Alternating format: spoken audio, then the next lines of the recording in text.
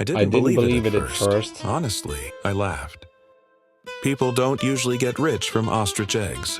But in the early 2000s, in the state of Goiás, thousands of ordinary Brazilians were told that this bird, this awkward, flightless animal, was the key to financial freedom. And they believed it. Teachers, retiree farmers, small business owners, entire families. They were told this wasn't speculation, this wasn't gambling, this was agriculture. They called it Avestruz Master. And by the time I started digging into it, it was already too late. When I traced it back, the story always started the same way. A man from Goiás, confident, well-spoken, charismatic. He said Brazil was sitting on a gold mine no one had noticed yet. Ostrich meat, ostrich leather, ostrich oil. He explained it simply. You invest in an egg, or a chick, or a breeding pair. They raise it. They sell the products. You get monthly returns, maybe. Not if the market allows. Guaranteed. And the contracts looked real. Stamped, signed, official. I've seen them. Anyone would have trusted them. Here's the part most people don't want to admit. At first, it worked. I spoke to people who received their first payments right on time. One woman told me she cried when the money hit her account. She thought she'd finally beaten the system. Another man quit his second job.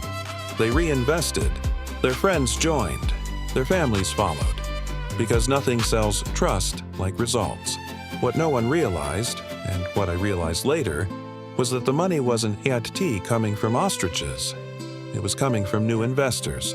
This is where things stopped making sense. The number of investors exploded.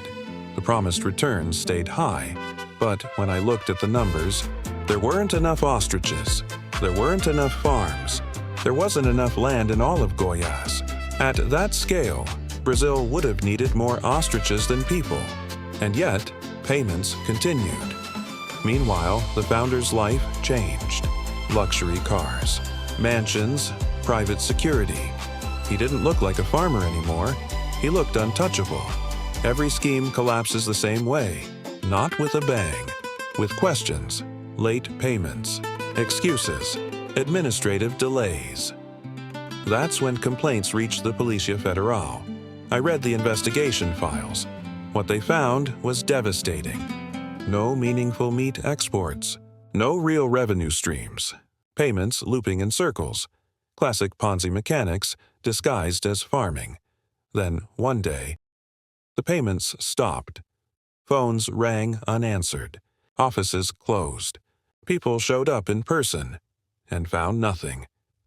I've seen the footage, grown men crying, elderly couples realizing their retirement was gone, families destroyed overnight. The founder was arrested. The empire collapsed in silence. The trials took years. Some convictions came. Some money was recovered. Most of it vanished. I wish I could tell you there was justice for everyone. There wasn't. Many investors never recovered a cent. I didn't tell you this story because it's old.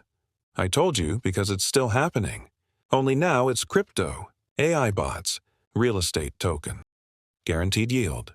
Different costume, same lie.